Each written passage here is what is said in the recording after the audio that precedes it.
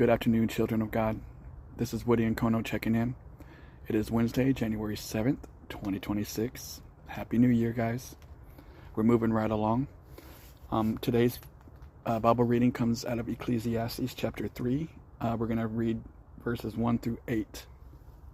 And in my Bible, it is titled, A Time for Everything. Eccelsiastes was written by King Solomon. He was King David's son through Bathsheba. Bathsheba and King Solomon, Bathsheba was somebody else's wife. And this somebody else King David had killed so he could marry Bathsheba and bear Solomon. And Solomon eventually sat on the throne. But that's a story for another time. But let's get into the Bible reading. Chapter 3, verses 1.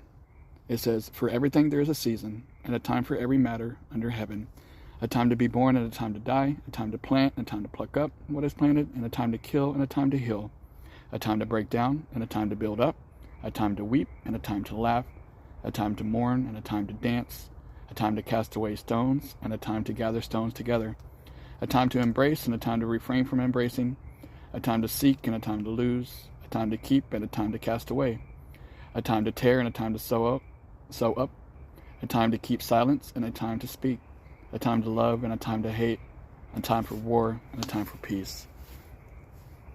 These words came from Solomon. He was the wisest man in the Bible.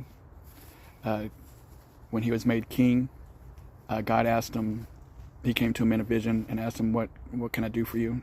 And King Solomon, out of his humility, asked for wisdom how to lead God's people. And because he didn't ask for riches or glory or the heads of his enemies or for nations to bow down to him, he asked for wisdom to lead God's people. God gave him the wisdom plus the riches and the glory and the honor. And he had a time of peace his whole time that he was king. And he's the one who built the temple for God and which housed the Ark of the Covenant. But anyways, we'll get into King Solomon, King David, and all that stuff as the channel goes on. But I hope you guys are having a beautiful day, and I'm hoping your guys' week is going well. Happy midweek, happy hump day. I hope you guys are staying in your word. I want to give you guys a word of encouragement, and that just to keep your head up and to keep moving forward and keep doing God's will. I love you, and God loves you. And you guys have a beautiful afternoon. Be blessed. Take care of yourself.